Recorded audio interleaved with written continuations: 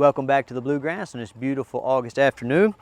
We've got some thunderstorms that are rolling in as a result of Hurricane Ida, but we don't have anything to complain about because we're not down south dealing with the actual hurricane. You know, so for all you guys down south, my prayers are with you, and we really hope that you and your family make it through this storm safe. And hopefully this little video will give you, bring a little bit of levity to your day. All right, so what we're talking about today is my little friend Lola, right? Now Lola is what I call an English chubby, right? In other words, she is a conformation bred Labrador Retriever, and she's a beautiful dog with a great outgoing disposition, and I've really enjoyed having her. Lola was here for two reasons. Number one, of course, her owners wanted her to hang out with Uncle Stonnie and kind of get her manners in check and have some fun adventures while she was doing that. But number two, Lola had gotten just a little bit on the extra hefty side, okay? And so she had moved into the plus size category, a little young in life, and that's a big deal for me. And the reason it's a big deal for me is because I exercise dogs every day, guys. And when I say I exercise dogs, I don't know of anybody that exercises dogs any more than I do, okay? And I like to do it in an open air environment and in open age groups. So I want dogs to be able to come here and go adventuring with us and to play with each other and to have a good time regardless of if they're 12 weeks old, 12 months old, or 12 years old. Well, one of the problems that we run into with these conformation bred Labrador Retrievers is that they're bred to pick up weight easily, right? Because they like them a little bit on the chunky side, and people love chunky puppies, right? Okay, I see it all the time. I'll have these good looking dogs like Lola down here, and people will grab them and they'll go, "Oh, chunky puppy, chunky puppy." And since Lola loves that kind of attention, she gets attention a lot. The people like the chunky puppies, so they want to, they want to interact with them and they want to make the dog happy. Well, nothing makes this kind of dog happier than feeding them.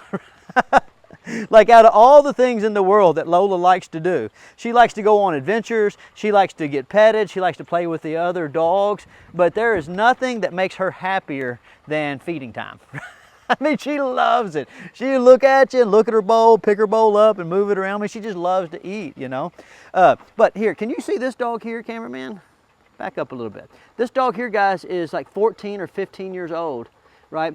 And she's a conformation bred dog too, what they call an English Lab. If I would have let this dog like take the same trajectory that Lola was on, this dog would be so fat, so Job of the Hut fat, that she wouldn't be able to move and walk around. She's 14, maybe 15 years old, and she still chases the four-wheeler around. We still have a good time, Well, that's what I want for Lola. When Lola first got here, I kind of made fun of her, right? But basically what I got when she got here was she was just round. And now, just after a few weeks of exercise and focused nutrition, what you can see is when I lay my hand on her back, I mean, of course, she's a conformation bred dog.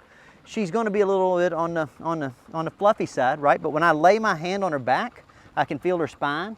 I can feel each individual rib. I got to push a little bit, but I can feel them. She's got a noticeable abdominal tuck. And if you look at her from the top, you can see that her neck has a little tuck to her head tucks to her neck. She has some pronounced shoulders. Her rib cage, you can see it, but it tucks up into the abdomen. And let me bring her over here on this other table, cameraman. And what we really wanted to work on was how Lola's rear end looks, okay? Because a lot of times what happens with these dogs, let me see if I can turn her around. What happens with these dogs is when they start to get a little bit on the chubby side, then they don't want to exercise as much. And at a young age, when they need to be exercising, she's kind of shy about having you look at her rear end. Okay, but when you don't exercise them much because they get tired easily, then they get, they don't get proper muscular development. Okay, now so Lola's a young dog, and we wanted to make sure that by the time she left, she had some good rear end muscular development, and she has that. Okay, and that's super important, guys.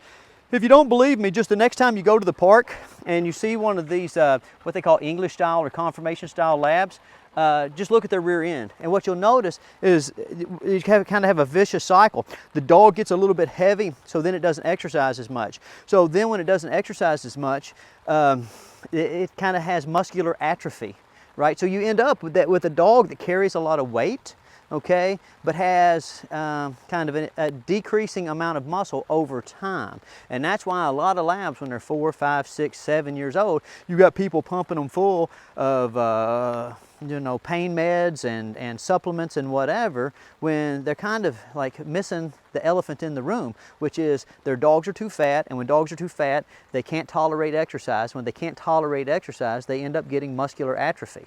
Okay, so it's a very vicious cycle, and we, you know, I mean, every video we try to, at least on the down low, encourage you to get out and get your dogs moving so that you don't end up with a chubby dog that doesn't have much in the way of well-developed musculoskeletal system. Okay, so that was our, you know, so kind of that's our primary, you know, thing with the video today, is we just wanted to show you that Lola has made a lot of progress in terms of her body composition. But the other thing is, we just wanted to kind of give you an idea of what we do with them when we're fixing to put them in the car and send them off to, you know, someplace far away. They're going to be in the car for a long time. So we come out here and we exercise them, even if it's raining. It doesn't matter, raining, thundering, lightning, I don't care. I'm doing my work. So what we'll do now is we'll go out back and I'll show you, you know, how Lola can walk around and have a good time. And even with these other dogs who are much more acclimated to it from you know, from a perspective of over their whole lives, right? Okay, Lola has made a tremendous amount of progress, and I think she's going to do well on this video, and I think you'll see why it's so important to keep your dogs in shape and make sure that their body composition matches the activities that you would like for them to do. All right, now we're going to put Lola's conditioning to the test as we go out into our pre-adventure area. We're going to take Lola, who's an English bred lab. We're going to take this English bred lab named B, who's 14 and a half or so. Take 3 other labs, field bred labs, and a field bred English setter. And if I've done my job well, you know, Lola, she's not going to necessarily move as fast as they do, but she's going to be able to keep up, and she's going to be able to have a good time. And that's all we're interested in. Okay, so we're just going to walk. And I want you guys to notice what I'm doing. It's raining and I'm still walking my dog. Never let the rain be an excuse not to exercise your dog. You can't just put up your dog like you put up your, you know, your boots when you don't want to wear them outside in the rain, right? Dogs have to go outside. So the rain, the thunder, the lightning, well, that's just what it is. But you got to get out and get moving. So we're just going to walk around and get wet and have a good time, and I guarantee you by the time I finish walking, Lola is going to be able to get in the car and ride back to Boston and be calm, attentive, and polite the whole trip, okay? I've seen a million people set themselves up for failure with company coming over to the house, with car rides, with going to sporting events, by getting busy and just not taking the time and effort to exercise their dogs beforehand, okay? So that's our primary goal here all the time. Take the dogs out, let them investigate, let them learn by doing, basically. I want them to come out and have a good time. And trust me, guys, when it's raining, like, dogs love it because it's a different experience than normal. Well, unless you live, you know, in Seattle or somewhere where it rains all the time. But around here, it rains once every couple of weeks, right? And so going out when it's dry, you know how it is when you go out and it's dry and like everything's kind of like crunchy. You know, well, a couple of days of rain, you go out, the texture for your feet, the odors, everything's different, you know. So not only is it a good idea to exercise your dog from an energy regulation standpoint, it's a good idea to exercise your dog in the rain from a socialization standpoint. Environmental socialization is just as important as any other type of socialization. And notice what I'm not doing here. I'm not trying to micromanage the dogs. I'm letting each dog self-regulate. So what you'll kind of see is every so often there'll be a white streak run through the camera angle, right? And that's that English setter, because that's what he does. Everything's 100 miles an hour. You'll see Lola kind of zigzagging in and out. And you'll see these other labs off in the bushes looking for stuff to fetch. And at some point, you'll see B, the old dog, she'll wander her way in here, you know.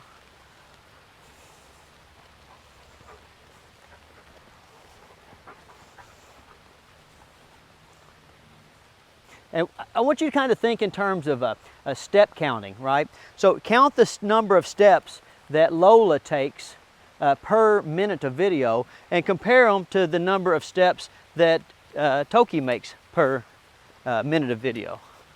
And that's what I mean about self-regulation.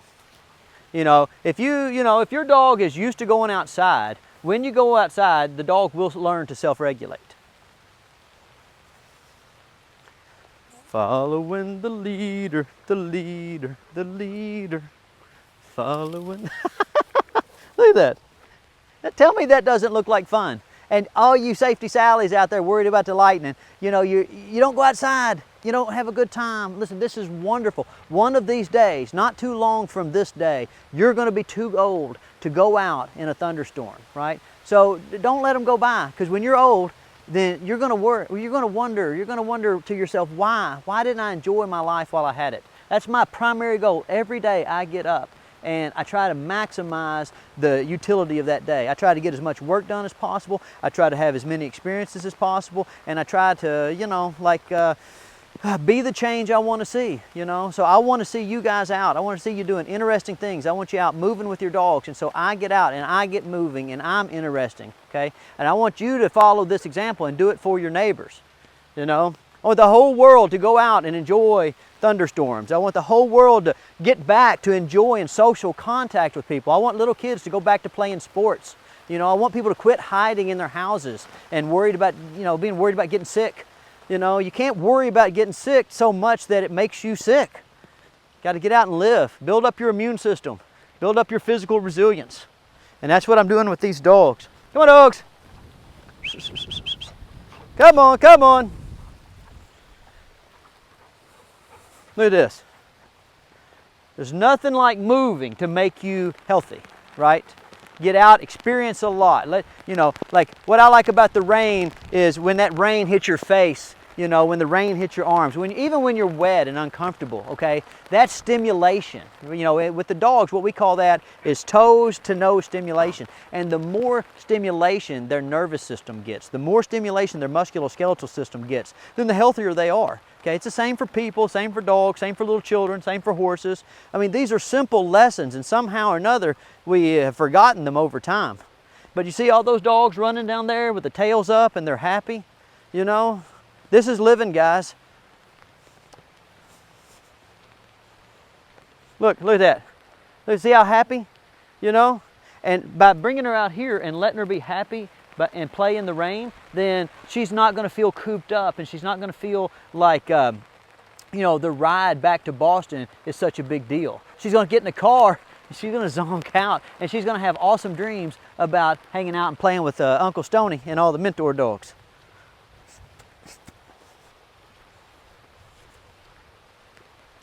Come on, dogs! Come on, come on!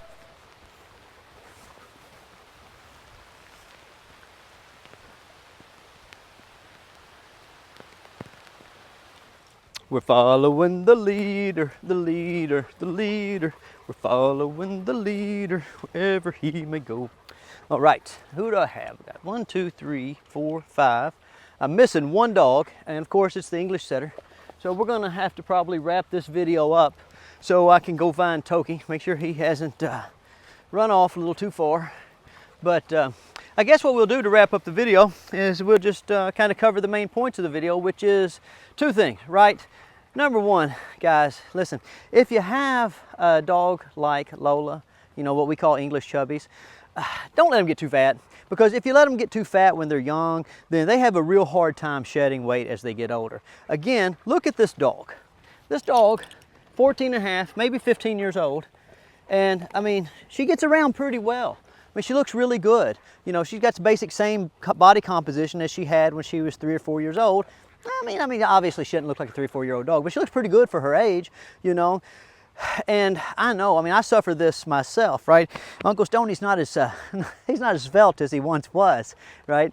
But it's so easy when you have a dog that looks cute when they're chubby. It's so easy when you have a dog that loves to eat to overfeed them. But trust me, guys, if you overfeed them, you're not going to be able to go out and enjoy all the adventures that life has to offer, okay? So whenever you think that you're spoiling your young puppy by giving them that extra treat, I want you to understand that each one of those extra treats means that you're having to sacrifice some level of adventure and fun and freedom and physical fitness in the future, okay? So you're not really spoiling a dog by giving them extra food when they're young. In actuality, you're doing the exact opposite. You're kind of guaranteeing that their life is not going to be as rich and full as it could, All right, so that's my lesson for the day. Plus, look, if you're going to take a trip, go exercise your dog before you put them in the car, because it's going to make them a whole lot easier to ride with. All right, guys, I hope you enjoyed the video, and see you next week.